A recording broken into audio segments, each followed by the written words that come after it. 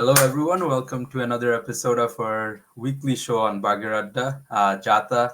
This is what episode 7 now, so we're 7 weeks into this. Pretty crazy how time has been going. Don't have our two usual suspects today, Sabir Singh Shagor and Alvi Islam, but back to the OGs with me and with myself and Rakimul Haq here. We'll go through West Indies, Australia, that first test, things around under 19 World Cup, Pakistan, New Zealand, finally Pakistan getting a win in Australasia in the winter tour here. Will Jacks, why wasn't he picked as an option for England after Harry Brook opted out, obviously? You got Josh Brown, and we'll start with the main topic that's out in the cricket world right now is Shoaib Bashir's obviously gone back to UK. We're less than 48 hours away, maybe about 48 hours away from the first test now between India and England. A lot of chatter before the series on, will Bazball work? Will this work? That work? Unfortunately, a lot of it's been marred by now. Shoaib Bashir not even being eligible to be in the squad for that first test because of what they claim visa issues, but it's been an issue for as long as I can remember for Pakistani origin players. And one of the things my brother actually pointed out was Rayan Ahmed got lucky because he was a traveling reserve for the World Cup. So he had a visa from that World Cup tour. So Rakimul, thoughts on that? No, it's absolutely disappointing. I mean, he is a British citizen after all. He was born and raised in England. Yeah. So any concerns about his origin or that his familiar origin or familial origin of his Mm. parents or grandparents coming being from Pakistan shouldn't be relevant here in this discussion, right? He's coming to play Right. cricket. He's going to be in secured premises. He's not going to be roaming around or anything No. like that. Even if he were, I mean, again, none of that makes sense. Again, Yeah. how could you have that sort of a discrimination going on actively in international cricket? I really don't know. And the worst part is ICC won't intervene, Yeah. so this will continue to be a problem. We'll And see it's such not it's not problems it's not again. like I know like people have been beating around the bush about this issue. They don't get straight to the point that this is actually whatever Indian authorities, BCCI, whatever you call it, just trying to stamp their authority a little more, right? Because all it takes is Jay Shah or tell his dad, bro, get this guy a visa. Like it's the home minister's son's the secretary. It's not that difficult, right? And more so, I think what's surprising is he's applied for this visa on the same day as other traveling members who were not part of that World Cup squad or journalists who were not part of that World Cup squad. Some of these guys have come out and said, "I got my visa before Christmas break," whereas Bashir's not gotten his one yet. So this is quite disturbing, honestly, because 20-year-old kid getting picked for his first tour with the England setup, you definitely don't want him to have that kind of an experience. Moving on, we'll stay on the India England series. A lot of developments in the last few days. Obviously, Harry Brooks had some personal issue, and they've essentially given him the space to not be a part of this series. How big of a loss will he be for England because of his unavailability now? Harry Brook has been an integral part of this English setup throughout the whole baseball era. Yeah. And with a few flat tracks expected in India. Of course, I think we're pretty much expecting two spin friendly tracks and two flat tracks. We Mhm. know for a fact that Harry Brook somewhere in there would have been very useful. He's had some experience now in India thanks to the World Cup. Yeah. So that's a big loss right now for England. And unfortunately, Will Jacks is not replacing him. Yeah, That's yeah. to be That's the expected interesting part. They've gone for Dan Lawrence, who's not played Test cricket since since March 2022. 2022. Um, He what do was you make of actually that? like it's very funny because he was the you can sort of call him a scapegoat Yeah, when baseball when first started. When they lost that exactly series in West Indies, West they Indies. dropped him. He wasn't the Hmm. worst performer at the time, but Right, they just right, dropped him because 100%. he was easy Yeah, to scrape at the yeah, time and go into the whole baseball planning. So in a way, it's good that he's getting a chance again, but I don't really see him as much as a like for like. Not Yeah. that they literally need a like for like, they have other players in the squad to replace Brook, but Yeah. Will Jacks would have been better suited because Lawrence has contributed sort of more as an out and out all rounder than a batsman who can bowl. Right. If you think about his test career so far. Yes. hundred So percent. that's going to be an interesting change. But having said that, of course, if the tracks start turning, Lawrence will be very useful with the ball, and Yeah. he's pretty good at facing spin as well. We Yeah. saw him play in Sri Lanka In Sri and I Lanka. think Yeah. also in India Yeah. And back he in was part of 2021. that tour right before to India to in 2021, right? Uh, 2021, yeah. yeah. So So, yeah, so definitely. that's a good thing that he has that experience going for him. So Yeah. overall, it's not a bad pick, but of course we would have liked to see Will Jacks. I think, and I could be completely wrong about this, but I think with Will Jacks playing such a big role in the franchise leagues that he's playing in right now, I Yeah. think even with the whole aggressive mantra of baseball, they might be a little scared to have him transition from T20 cricket to Test cricket all of a sudden, given that he wasn't informed about his possible inclusion beforehand. Before, yeah. But I guess the other interjecting point there is, when they went to Pakistan last year, and he took a five for there, right? So, uh, did that?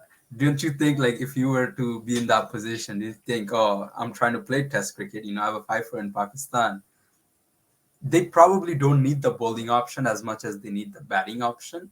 Uh, but I guess can he count himself unlucky that he wasn't probably next in line? Yes and no, in a sense that yes, he did get that fifer, but we both know that Will Jacks at the end of the day is just he's better than the average part timer, Part time. but he's Yes. not an out and out all round option, even Mm-hmm. with that fifer included. You also Mm-hmm. have to keep in mind that that Pakistan team was completely out of form, and they Mm-hmm. just looked all over the place mentally. Mm-hmm. So I wouldn't base anything too much on that one performance. And we Overall, know Will how Jacks is a how very tracks are gifted in cricketer. Pakistan. It doesn't help a lot. Yeah. And again, Will Jackson is a very good gifted cricketer. I'm sure we're going to see a lot more of him both in Test cricket and in white ball cricket. But Yeah. right now, I guess they decided to go the other way and go with Lawrence, and it's a good comeback for Lawrence. And he's not been Yeah. considered for the No, white ball side definitely. anyway, so I might as well see how he performs now. Yeah, I mean, for Lawrence's case, I guess he's making a switch this summer from Essex to I think Surrey. So he's taking on challenges himself to prolong his chances of being a part of this New England setup. Um, the other thing, I guess, also from India's perspective, is Virat Kohli is not available for the first two tests now. So there's a bit of a selection conundrum there. Who do you see coming in as replacement? And we've heard rumors that Cheteshwar Pujara is a chance, Rajat Patidar is a chance. Sarfaraz Khan hasn't done his chances any harm with a couple of hundreds here and there for India A recently, and also in a practice game while they were in South Africa. So is it finally the time to give Sarfaraz Khan a go after he was essentially robbed of it when they brought in Sky for no reason and that plan just did not work at all? Yeah, one can hope, one can certainly hope, but unfortunately, and this feels weird to say that India have based a lot of their almost all of their international selections, regardless of form, on the IPL, Mm-hmm. which is why Sky has been getting so much of a long rope in every format, pretty much. I say long rope because he wasn't supposed to be in anywhere near the Test squad at the time in 2023 100%. when he made his debut. He wasn't expected to play in the 2023 ODI World Cup, but he did anyway. And Mm-hmm. these are the little things, right? Like you take a very good T20 player, you put him in these formats, he starts looking out of place. With Sarfaraz, he has done everything right, except the one complaint with him remains constant, and that is he hasn't worked enough on his fitness. You're right. Now, I know it's easy to say that he's still getting runs. Sunil Gavaskar has rightfully pointed out that he's fit in a sense that you know if you want supermodels, get someone who is, super in shape. But if Exactly. you want Yeah. someone who's getting runs, Yeah. you're getting someone who's fit, essentially. It's not, sorry, my headset just keeps slipping. No, no. I mean, I think I agree with that because here's the thing. T20 and ODI cricket has moved to a very explosive standpoint where you need very explosive athletes and things of that nature for that limited amount of time, which is what it is, a limited format, limited overs game.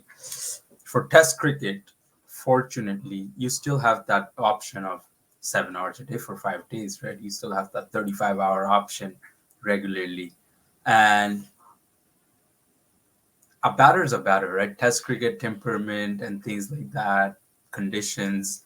He's grown up here, all of these things. Obviously, if he's scoring runs against A sides, if he's scoring runs in Ranji Trophy, I mean, at least he can do something, right? Like it's not like he's getting picked on the basis of someone's reference or anything. It's that sheer weight of runs that he's scored in the past 2 years, essentially, should be the merit for selection. But like you said, it seems like in Indian cricket it's not, and that kind of brings me to the point: is it more so a battle between, you could say, Rajat Patidar and Cheteshwar Pujara, or have they done away with Pujara completely?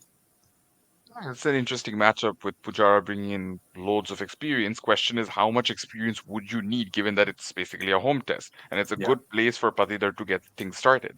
yeah. Very left field option. Why not Rinku Singh? He was in the Well, squad in South he's Africa. been included in the A squad now, so Yeah, yeah, yeah. there is some thought process behind that, Top. maybe. And he's gotten runs at the Ranji level. He's captained UP, if I'm not mistaken. So Yeah, again, that's positive correct. experience there. But no, moving back to Rajat Patidar, I think it'll be a very good place for him to start. Mhm. He is considered for that number three, number four spot. So that Virat Kohli position is open there for him to take. And he has played a lot of cricket, not a lot, but he has played some cricket with Virat Kohli in the IPL because he was part of the RCB squad in Right. 2022. So that it's a very good inclusion, I believe, a very good possible inclusion, but it's hard to tell. I won't be surprised if they finally decide to give Sarfraz a go. It Yeah. and then he gets his first game on a spin friendly wicket. He underperforms, and that's it. End of his Yeah. career. Yeah. Yeah. Goodbye Yeah. forever. But 100%. Yeah. No, no, no. We've I seen wouldn't want that stories to like happen, but that I play won't be out a long surprised. time. Yeah. Yeah. 100%. I guess the last bit on that team selection is England will have a choice to make now. It seemed like Shoaib Bashir was almost guaranteed to play that first test from the communication that's come out in the past 24 hours or so.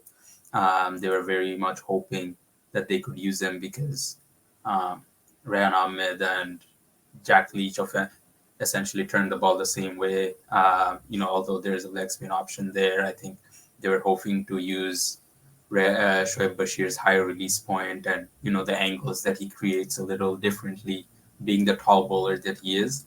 Tom Hurtley a chance for debut, or do you think they'll just stick with Leach and Ryan Ahmed?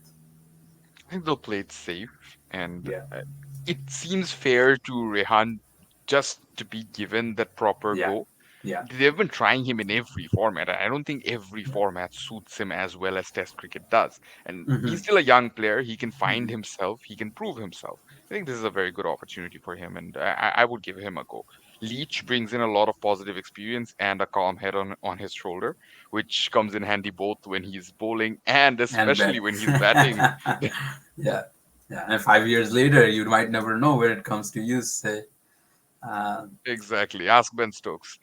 So, no, in all seriousness, I'd like to see who they select based on the surface, and I wouldn't be surprised if they suddenly go with both Leach and Rehan if they think that the pitch yeah. has a lot to offer.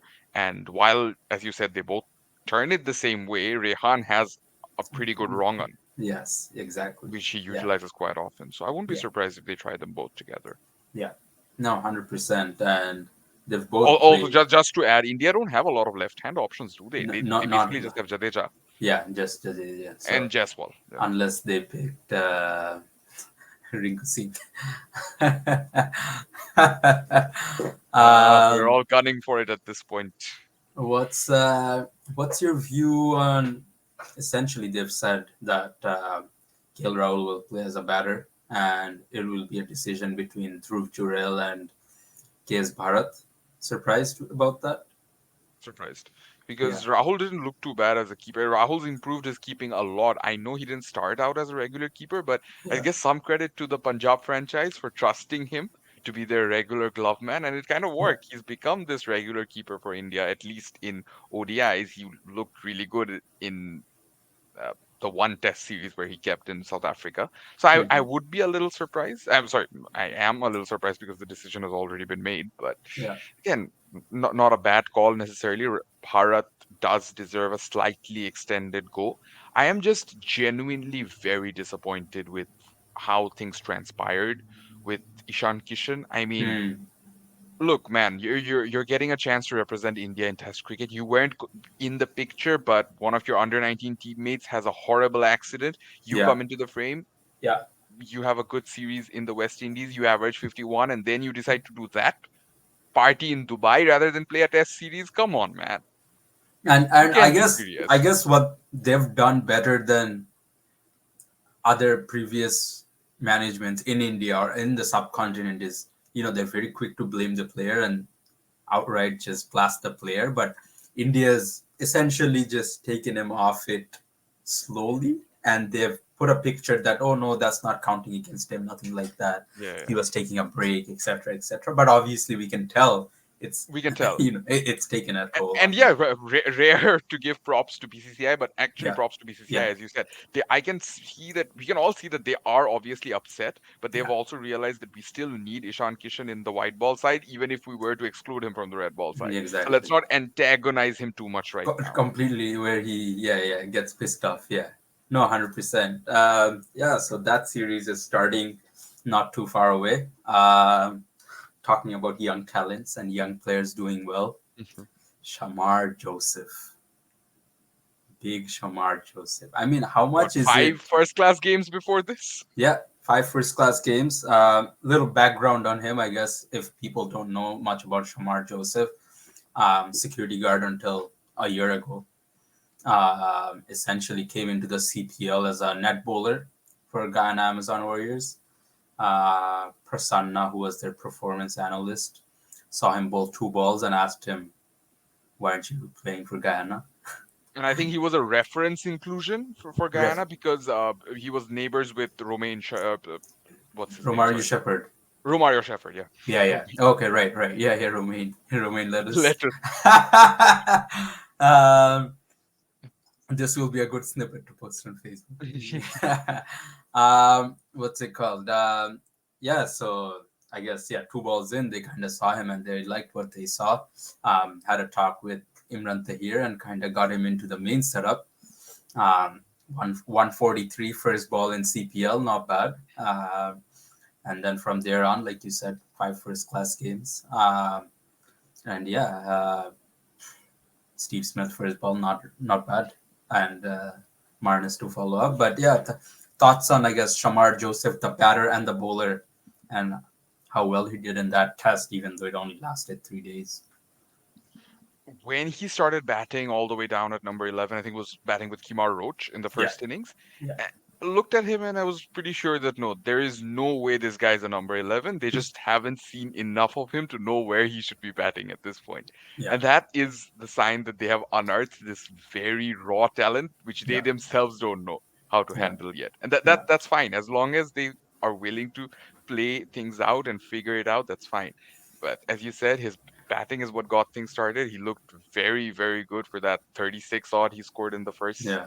innings. And then with the ball to get opener Steve Smith out in his very We'll first talk about delivery. that. We'll have a little chat about that. Yeah, yeah, yeah, Followed soon by Marnus Labuschagne. That really gave West Indies a solid chance. And West Indies were fighting. Had it not been for Travis Head, yeah. again, Yeah, ask yeah. No, India, no. Yeah, they had were it not looking been for good. Travis Head, Yeah, they would have had the game very much in the bank. But again, very, very good debut. Looked good with the bat again in the second innings, but couldn't prolong the innings. Didn't have too much to do with the ball in the last innings, yeah, obviously. yeah, But overall, looks like a fantastic talent. And everyone's saying that I've even heard Jared Kimber talk about it this way that we hope that for now he sticks to red ball cricket because this yes. can really help bring his talent out. Yeah. He can I think easily he go had into a this deal whole with Dubai franchise league Capitals thing. actually. Yeah, Oh yeah. yeah. So And yeah, good to see him playing it out in Australia rather than in Dubai. So absolutely. With four leagues running around in the world right now, I mean you can easily see him getting a contract anywhere, but that's the whole thing. That will stunt his growth completely. He'll completely. Yeah. disappear in 2, 3 years if he chooses that route No, right now. hundred He can percent. go And back we've to that seen route that. in a few years. Yeah. Yeah, we've seen that happen to a lot of West Indian players, right? Uh, what's it called? That's the other thing that I was talking about is like throughout the week, I was thinking about it is how fearless he looked as a player. Um, Almost had looked like he knew what lengths he was going to bowl, what areas he was trying to attack, the fields to set. Um, in terms of batting, pretty much similar story to how Marnus Labuschagne had a second coming. Get hit on the head. From next ball, you start going at it again. He obviously got hit on the helmet a little, and then after that started employing this shuffle where he goes deep into the crease and just goes for it. And yeah, I really like that. I think West Indies cricket's been missing an X factor player in Test cricket for a while, and it will be good. Chances of a county deal maybe for the summer to For sure. develop Yeah, that I mean, aspect. and I won't even be surprised if they turn it into a multi-format deal Hmm. with so Yeah, much cricket with the going around. No, blast I mean, and everything around. yeah, Yeah, yeah, I don't want to see him suddenly playing the 100 100. after getting that county exposure, but Yeah, that might even be inevitable at this point. I just yeah, want this young man to have all the proper exposure that he yeah, needs to grow into this, young mold of cricketer and possibly an all-rounder. That's not the priority right now.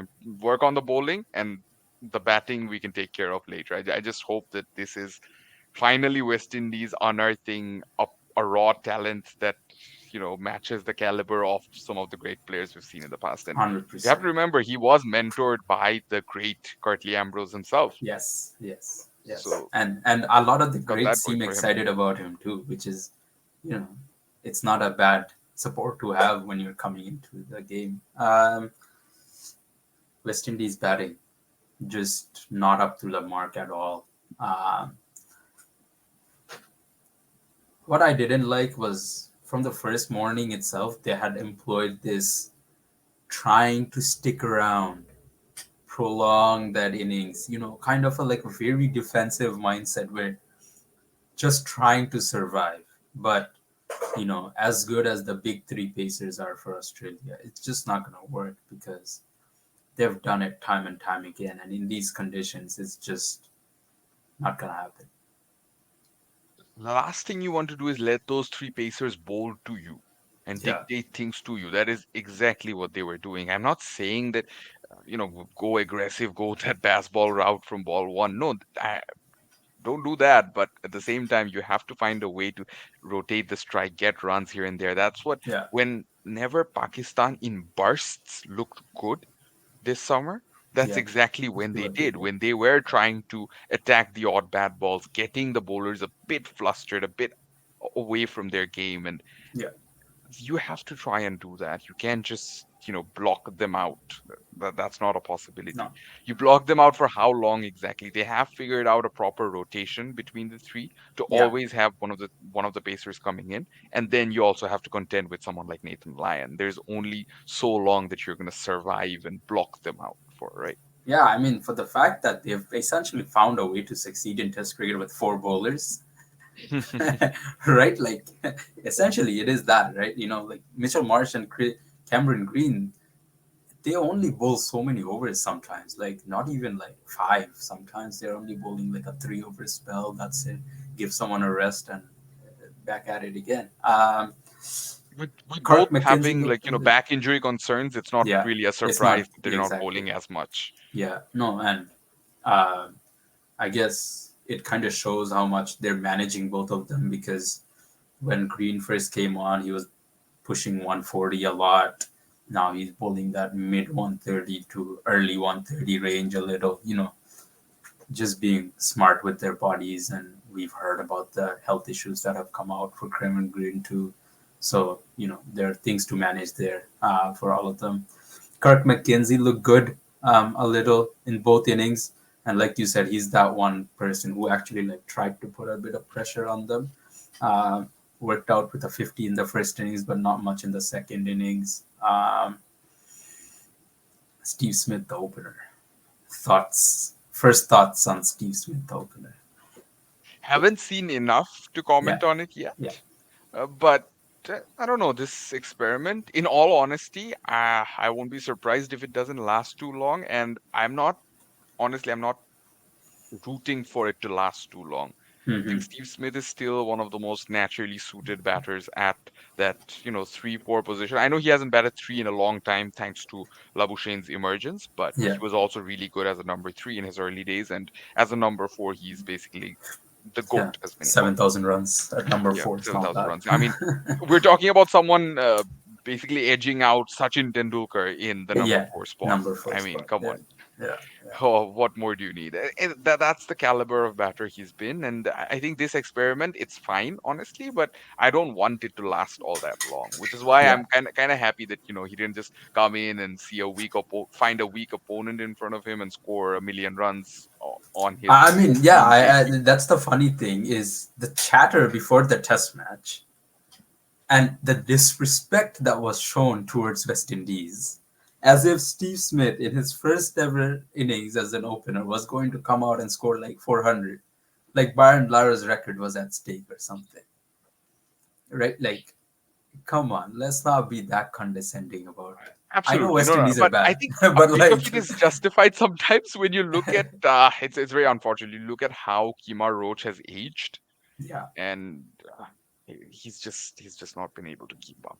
And no, you feel bad for him because he's been an absolute legend for West Indies. He's focused on red ball cricket a lot more than he possibly had to because he yeah. was getting results in white ball cricket. Do you remember? He was suddenly one of the mainstays of Brisbane Heat when they won their Brisbane, first yeah, Big Bash. yes, yes, yeah, So he was finding success in those franchise leagues as well, yet he didn't move on to them. He stayed no, true to West Indies and to Test cricket, and yeah. he got them results. And it feels really sad to see him age like this because unfortunately, age catches up to everyone. And I think, like you said, with the amount of Test cricket that unfortunately West Indies don't play, means that 5 months of the year he's kind of playing county cricket. He's a mainstay there now, essentially. He's there from April to September every year.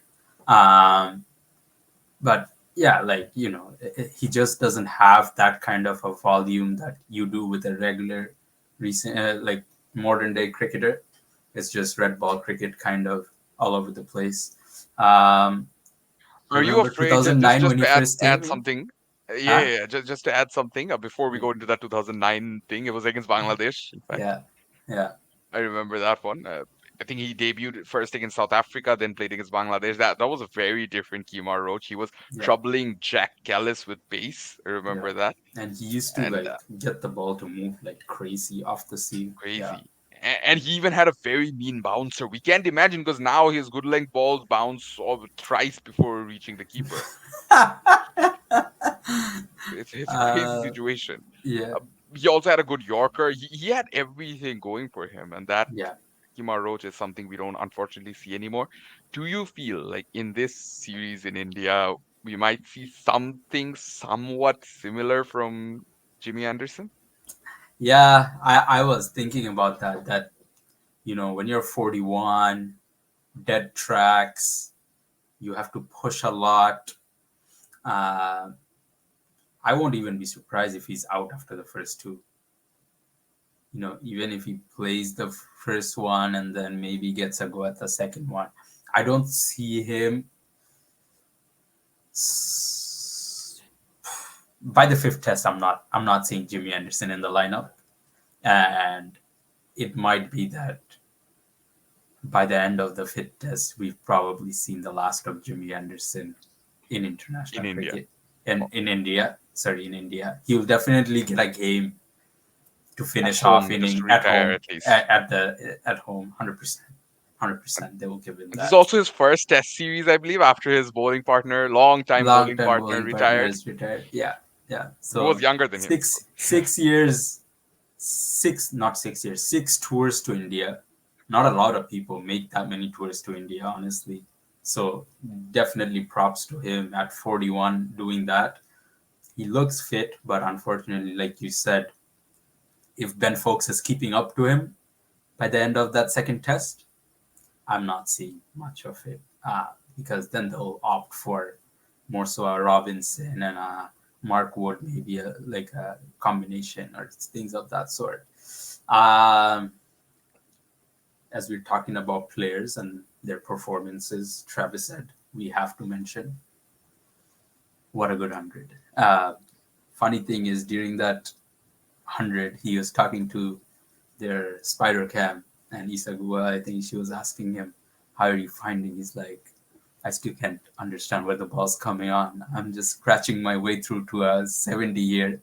And he's like, "The inside edge's gotten a bit of work today, but it's just one of those days where you just hang on and you try to make it happen." But how much has his mental strength improved as a player in the past 18 months or so, where he's contributed in every situation for Australia now? And you have to remember, I think, again, I keep doing this, I keep going back uh, Yeah, again and again to a different time. So let's say going back to that whole 2018 era, where, with the whole sandpaper gate, head comes in, he's yeah, suddenly opening with Aaron Finch. You think yeah, that this is a pretty good opportunity for him. He doesn't capitalize. He doesn't make the most of it. He yeah. somehow does enough to stay around the test squad. He loses his position in white ball cricket, which is a big deal because he was a regular in the white ball side White all the ball way from side. 2016 to 2018. Then Yeah, he's lost. yeah, He just does enough to stick around in the red ball side.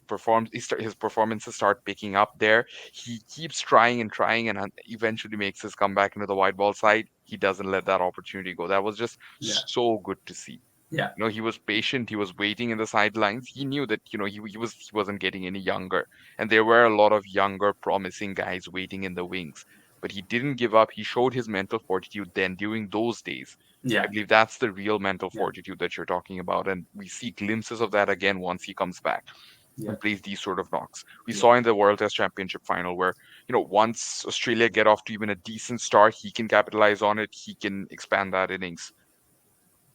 On the other hand, when Australia are in this sort of a crisis mode, he can play this sort of a knock and completely take the game away from West Indies. So yeah, it's just incredible. He's shown that range that he has. His game is always going to be positive. He's always going to be a naturally attacking player, but he's yeah. not someone who's just going to throw away their wickets through rash shots or something like No. that. No, absolutely And not. at that attacking mindset that he gives them at number six, people talk about Australian Test lineup being very predictable. You can tell who's gonna bat when, and things like that. But the persona that Travis Head brings in, and he essentially carries that, wicket keeper around him, right? That lets him play his game, but also the wicket keeper batter that's in the squad. But it's been Alex Carey for the last, couple of years or so. He lets them also just play their own game and doesn't feel that scoreboard pressure because rightly so, as you mentioned previously, that West Indies were up on it, right? Like they were putting that pressure on Australia, and Australia were at a chance of conceding a lead at one point until he played that innings. So yeah, I guess the second test starts tomorrow, if I'm not wrong. Um, hope I'm hearing things on Twitter that it might be a green track. Uh, if West Indies bat first, good luck. I'm sorry, but that's not going to last too long. And yeah, I think coming to the Pakistan New Zealand series, um, Pakistan finally got a win in their Australia and New Zealand series for 2023-2024. Um, I don't know what you make of Shaheen Afridi's captaincy, but more so the approach Pakistan had in this series. It just since our last episode, we've probably had the last two T20Is, the fourth and the fifth. So yeah, just doesn't look like they have the manpower or the skills right now to compete, even at the T20 World Cup. Dare I say? Uh, they were finalists in 2022, but it's not looking promising for 2024 at all. Um, One thing is, I would never write off Pakistan from a T20 World Cup Yeah, their unpredictability goes in most tournaments, but I think in T20 World Cups they found a way to make this madness of the T20 of You the might see Shah Masood unpredictability back again. factor work. Oh yeah, yeah, absolutely, absolutely. Look, with Shaheen, I think there's one thing that they had to realize the hard way. That is franchise league captaincy, especially when Thank you're you. doing it for a league that's in your own home country. It's not like you're captaining in the SA20, for example, or the BPL. That's a bigger challenge, let's Yeah, say. yeah. But captaining in uh, the PSL, and successfully so. Lahore were always the unlucky team. They end up winning 2 seasons under him. That's great. I mean, that It's bowling not lineup's always winning gonna most translate. tournaments, though. That Lahore Qalandar's bowling lineup's Yeah. probably exactly right. Yeah, yeah, It's not something that's always gonna translate well into international cricket, and we've yeah. seen that. And they really didn't have a plan for this series. I feel like just breaking that successful Babar Rizwan opening pair. What are you doing, man? Come on, what Yeah, are you doing? Hasibullah and Saim Ayub have not looked fit yet, 100%. I know Saim Ayub's played around the world. He's played T20 leagues and stuff like that, but unfortunately, he With has not looked moderate the part. success at Yeah, best. It's not like yeah, he's made a remarkable case for himself. If anything, all the criticism pointing to Azam Khan, at least we can say Azam Khan has done enough in franchise leagues to make a better case for himself. 100%, 100%. Yeah, But uh, again, he also failed, and there wasn't too much more to it. Fakhar Zaman looked really good all throughout, yes, yes. and that's a positive factor. I really think they need to go back to that successful opening pair of Babar Babar Rizwan. You might Rizwan be and a lot Fakar of at people. three. Like, what is Fakar Yeah, Zaman Fakhar doing at at three is four? perfect. Like, Absolutely, absolutely. Look, I, like, I know a lot of people might expect Fakhar to open, but see, here's the thing: Fakhar has been a near perfect ODI opener for Pakistan. He hasn't been as good a T20 opener, so it's completely yeah, fine. Even in yeah, his early PSL days, when he used to play for Lahore, he used to bat at number three. So that's yeah, fine. I'm fine with yeah. him coming in at number three. That's cool. Yeah. No, I But think I just think he's done not that. number four. No, no, no, no. Number three, he takes on that responsibility, but the player that he is, he really makes that impact at that number three position. He has a lot more balls to play at number three, right? Like you said, if he's at number three, he could be in second ball of the game, and the pressure on Rizwan and Babar are not as humongous to carry the ship around, right? Whereas if he's coming at four, he might be coming in second ball some days. He might be coming in 10th over some days, and it's not going to help the situation at all, right? Like, so, um, Iftikhar Ahmed, a lot of heat, catching a lot of heat. We made a post that also caught a lot of heat from Pakistanis too. Actually, they were like, "Look at his bowling stats." But I mean, we made it as kind of a humor standpoint that this guy on Twitter that just keeps on criticizing his own Pakistani players, and he chooses someone on each day to criticize. And funny enough, that guy just performs on that day, and he's been the biggest supporter of Usama Mir. And for some reason, in any case, Usama Mir has not looked the part in international cricket. Would you agree? I would completely agree. He Yeah, hasn't. I mean, I remember him in the very first PSL season back in 2016, and he looked good, and brought none of those skills into 2024. Unfortunately, I yeah, mean, he looks a completely different bowler now. He's just trying one or two generic tricks, and everyone can read him off his hand, and that's yeah, just completely ineffective. Like, again, one thing you gotta understand with T20 cricket is even the best of bowlers. We're talking Rashid Khan, we're talking uh, Wanindu Hasaranga, the best of performers right now. Even yeah, they have the odd bad game or the bad series where they get battered around completely because batters start picking them all of a sudden. yeah, And they have to keep evolving their game as a result. What do you expect to do with Usama Mir, who on his best days conceding 35 maybe and picking up one wicket? yeah. Okay, It's it's just, just it's not enough, unfortunately. Yeah, I know they bowled fairly well on the last game, and I think, look, I'm a pretty big fan of Iftikhar Ahmed, as you may know, but I think he got lucky with those yeah, 3 wickets because yeah, honestly, his batting on that day was horrendous. He came yeah. out in a very crucial stage in the game, and he could have And just easily threw his taken the wicket away. score to Yeah, a 145, 150, which yeah, on that wicket would have been a really good score. At the end yeah, of the day, I still think they got a par or a slightly below par score, but to their credit, they bowled well, and New Zealand looked a little relaxed. I mean, you win 4 games. After your 4-0, it's just like someone finished No the one's series. used Let to me playing just go five home. match series right now I, in I have any no format. idea why this was a 5 match T20I series. That's like crazy. I think they're making up for a tour or something that like a couple of games that were missed in a previous tour or something.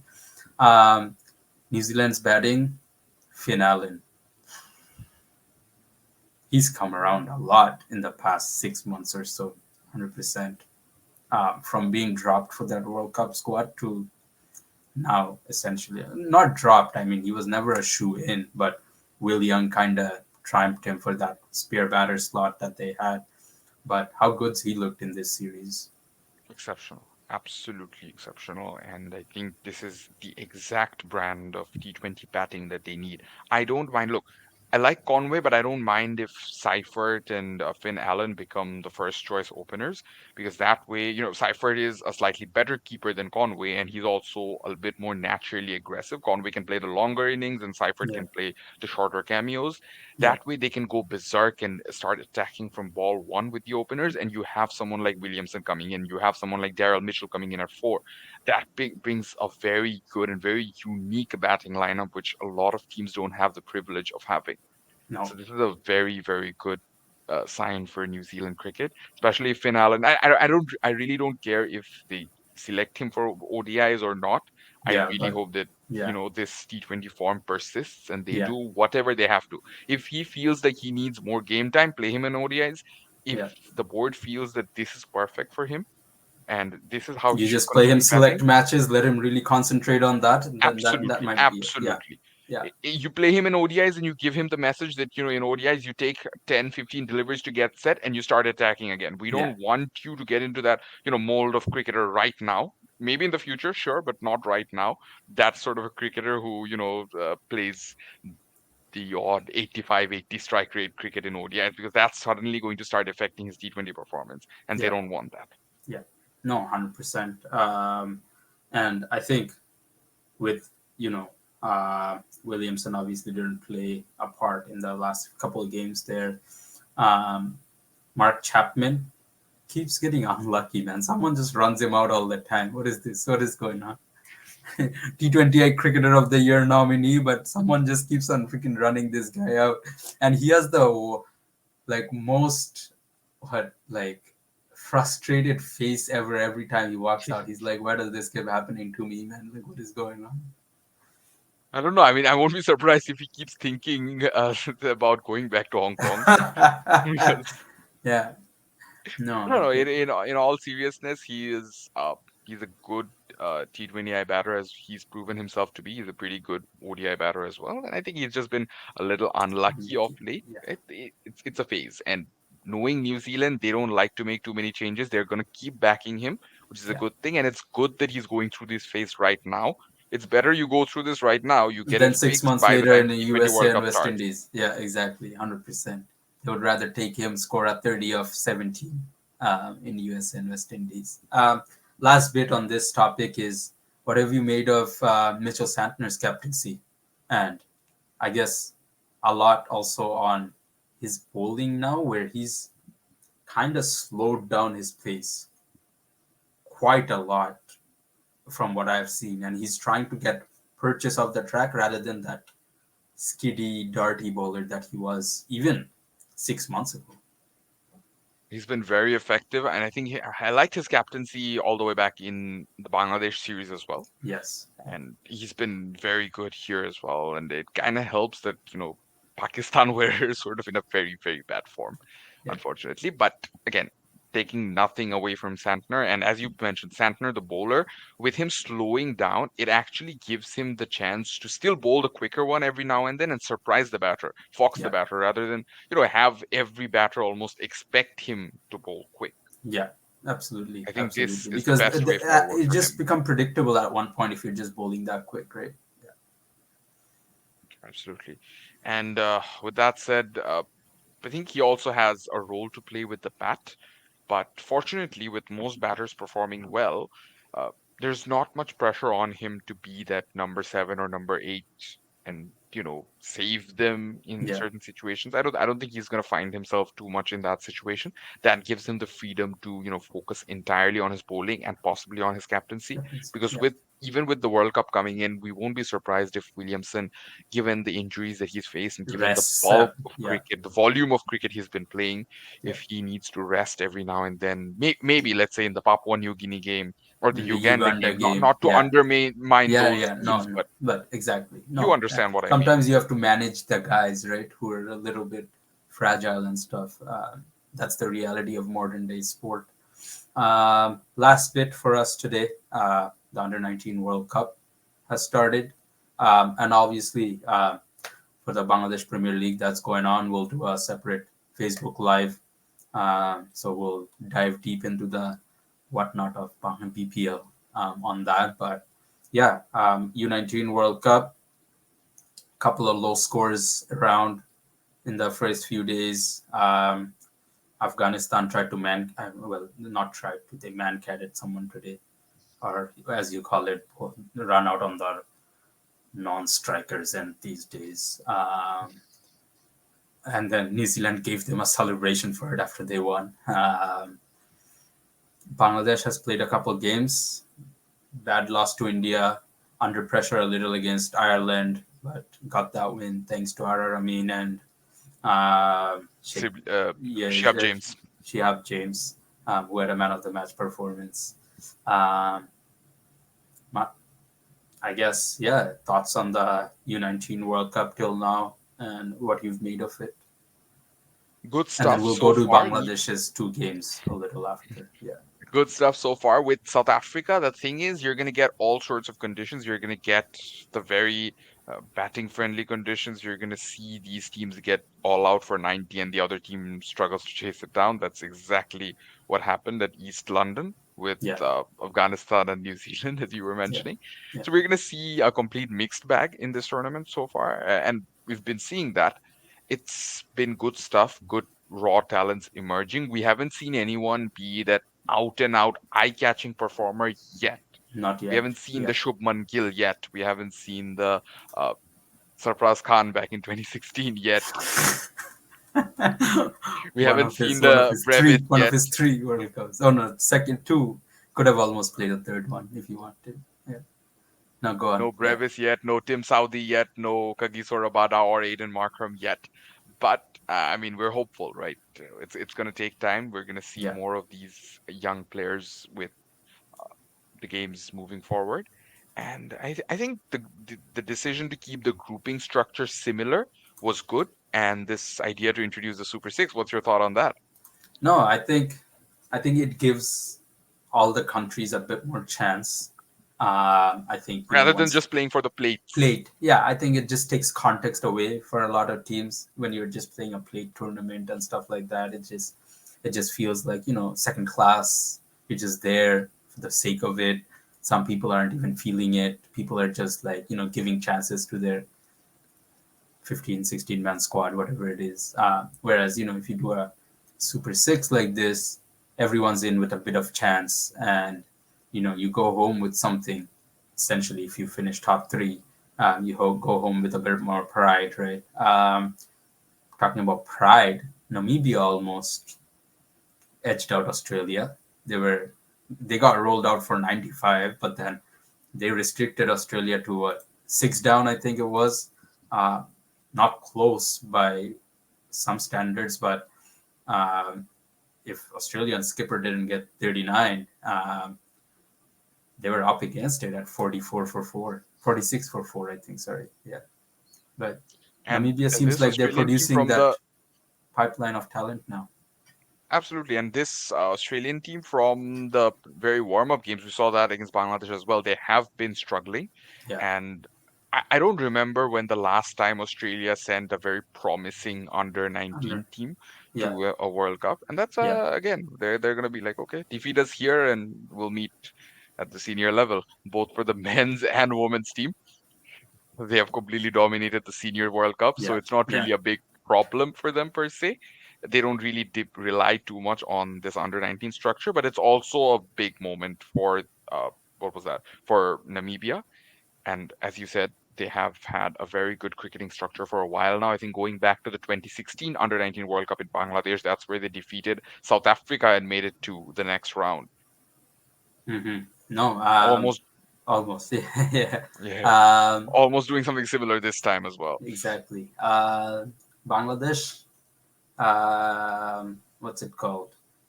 Uh, very, very underwhelming against India. Um, what do you make of that game? Bangladesh against India was definitely disappointing, given that only a month ago, the same young They won. boys managed to Exactly. defeat India in the UAE. Yeah. But having said that, of course, I think it's also a good start. I wasn't too disappointed or too worried, just as long as they get that win against Ireland, which they did, Hmm. because it's also good to have that setback early in the Early. tournament. Yeah. Might as well put it behind you. Yeah. If you want to win, see, India are basically the Australia of under 19 World Cups. They're good at the senior level, but they're basically invincible at this level. Yeah. So what happens is if you want to win the under 19 World Cup eventually, or you want to go forward and do well, which we've Yeah. seen from the successful 2020 under 19 World Cup team of Bangladesh, you Hmm. have to end up defeating India in the knockout games anyway. We saw that in the under 19 Asia Cup as well. So this is a good practice, a good reality check for them that no, you got to win a month ago, but a lot can change in between. And just because you got to win then, just because you won the title then, doesn't mean you don't have anything to work for anymore. You No. still Right. have a lot 100%. to improve on. Yeah. And with this being an under 19 tournament, the best part is you get to work on those things throughout the tournament. And honestly, as a Bangladesh fan, I don't care as much whether you win or not. If you win again, we're gonna celebrate again like we did in Exactly. Yeah. 2020. But we Thankfully, won. thankfully it was before COVID, so we can celebrate. But anyways, so anyways, Yeah. Yeah. we celebrated that. We'll celebrate this as well. But more importantly, we want you to develop your game throughout this tournament and your under 19 journey. We hope that a lot of the under 19 journey for these players comes to a proper end by the end of this tournament, so that they can Yes. start focusing again on domestic cricket. Yeah. We've been No, talking about this 100%. And non-stop. some of these guys right after that Asia Cup, they got some taste of that first class cricket or whatever it was. They played the BCL, some of them. So they're in and around the system, and you definitely want them to, continue being part of the system. We know how much Shadat Hossain Deepu's developed throughout that 2020 World Cup to where he is now today. It's exceptional, right? So you want guys to develop that same way. So still early doors in the under 19 World Cup. I guess by the time we get to our next episode, we'll probably have a lot to chat about it. But to finish off, Big Josh Brown, 140. I've not seen a man hit a ball that clean in my life. 14 sixes, Was 14 or 12 sixes, or 14 sixes. Like, broke the I BBL remember record just and just some. being a lot more sixes than fours, Yeah. basically. Yeah. But again, it's sort of we spoke about this. Alvi spoke about this extensively about the impact of great cricket Yeah. being on the Big Bash. Yeah. And I think this is a good example of, our perception of it being a bit Yeah. negative Yeah. isn't necessarily the only No. perception that exists, Yeah. and it's Yeah. not necessarily the most correct perception because Right. great 100%. cricket still has a lot to offer to at least to white ball cricket, not to Yeah. red ball Not cricket true. maybe at this point, Exactly. but Yeah. to white ball cricket it still has a lot to offer. And Brisbane got the best of that result basically. So that's Yeah. always good to see. Uh, I Yeah, think no, with definitely. the way he batted, like out of 57 deliveries, when Yeah, someone's hitting boundaries in 22 of them, you know his intentions are clear. You know yeah, he's there to just stand and just hoik. And I don't go mean that in a exactly. bad way. I don't mean that as a slogger. I mean, No, he's clear in his approach. That's yeah, exactly what he wants to do. and it's Unfortunately, the not Big like Bash he's is in a very dancing down the bad time track. zone for us to Nothing. follow live all Yeah, the time. But we yeah, can follow these highlights, we can follow the scores, and we can tell that this is exactly yeah. the level of cricket that they want to play right now at the Big Bash. No, and I guess from a standpoint where all their overseas players left to the ILT20, it was a really good thing for the Big Bash to have that. We've heard some reports come out of from Australia this year where Big Bash's crowd numbers have gone up. They've liked what they have seen this year in terms of the fans and things like that. Ratings are much better, viewership's much better. If Can they we can add that condense it Matthew a Short little more, having another phenomenal season is actually a really good thing. I mean, he captained pretty well too, I want to say, and yeah, his team came third, but yeah, it's still an achievement for Adelaide. yeah. They're not No, historically a very successful team, right? yeah, yeah. Throwback to Shakib Al Hasan playing with them back in the days. Yes. Um, First game man of uh, the match. yeah, yeah, not bad, not bad. Can bat, can bowl. But yeah, thank you, Rakimul. Good chat as always. We've covered a few things, and obviously, please stay tuned on our Facebook for the BPL Live, where we'll cover the Dhaka stage that's just gone by. There's a couple of days gap. We obviously don't like the gap that's in the BPL, and we'll talk about that extensively in our BPL Live. But thank you, and please keep supporting, keep sharing. Uh, our platform really makes a difference, and we've been getting some good traffic on the page these days. So yeah, just keep supporting us. Really makes a difference. Thank you.